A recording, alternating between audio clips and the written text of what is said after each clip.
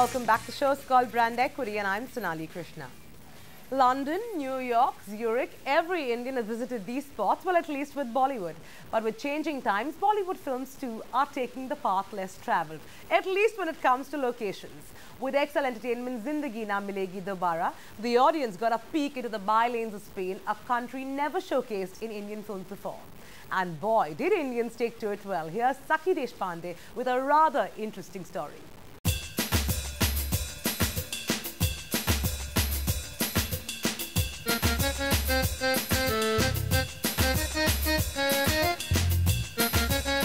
That breathtaking skydiving sequence, the magical scuba diving experience, and the nail-biting Pamplona running of the Bulls festival. This one had it all. We are talking about Zoya Akhtar's Zindagi Na Milegi Dobara. The film showcased a country that's usually associated with salsa, Picasso, and well, for Woody Allen fans, Vicky Cristina Barcelona like never before. That also quite literally became the main protagonist of the film, Spain. With the plot woven around a holiday in Spain, the Spanish tourism board saw this as their big opportunity. It made an investment of roughly around €500,000 between direct subsidy to the film and its promotion. This is the first movie that we support directly. It is indeed, of course, the first Bollywood Indian film that we support. So far we have seen increases of more than 32% after the film was released. And because the promotion of the movie and the promotion along with it's going on, we expect for the forthcoming year increases of about 50% more Indians coming to Spain. And it's not just the Spanish tourism board who are in the green, but also peripheral industries like travel agencies and airlines who've been busy dealing with inquiries on Spanish getaways. So much so that they've had to step up their act and launch special package deals and discounts to cater to the surge in demand that came post the release of the movie. In fact, interiors of Spain have become the most sought-after destinations, and airlines have seen an absolute synergy in tying up with travel agencies to reach the end consumer. Definitely the spike in our numbers in July, and it's a noticeable spike. It's about over 100% up on specifically Barcelona. I will attribute it to Zindagi Na Milegi Dobara. Overall, the outbound travel has grown by about 70% for us at Thomas Cook. But to Spain during this period, yes, 35%. There are two sectors in which we've seen larger demand. One is the FIT, individual travelers who travel, and I would say there's almost 100% jump in growth there. And the other sector where we are getting a huge demand is when corporates travel, the MICE moments as they call it.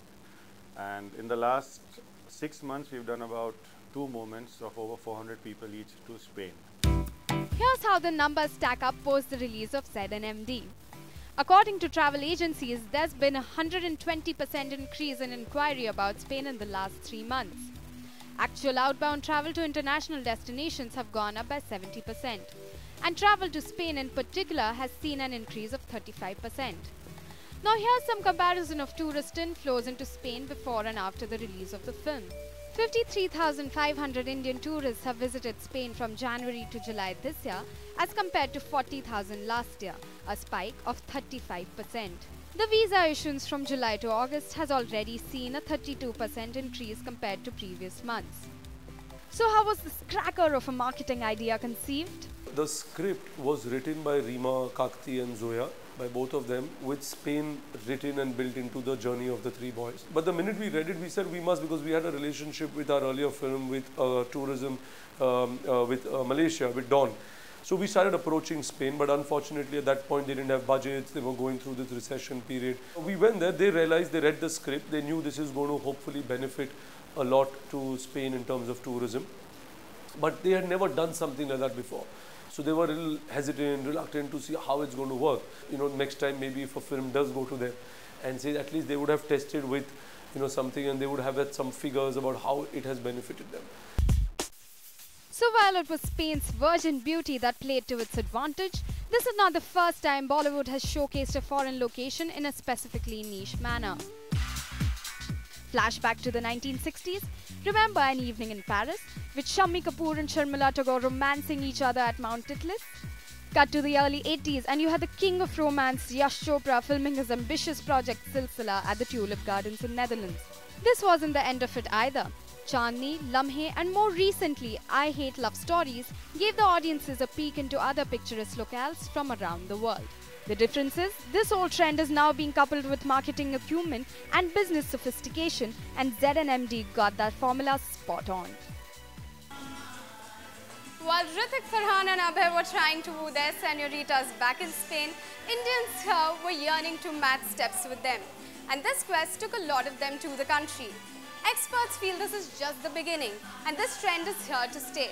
So guess what? It's time for you to pack your bags and get into the groove because Espana is calling loud and clear.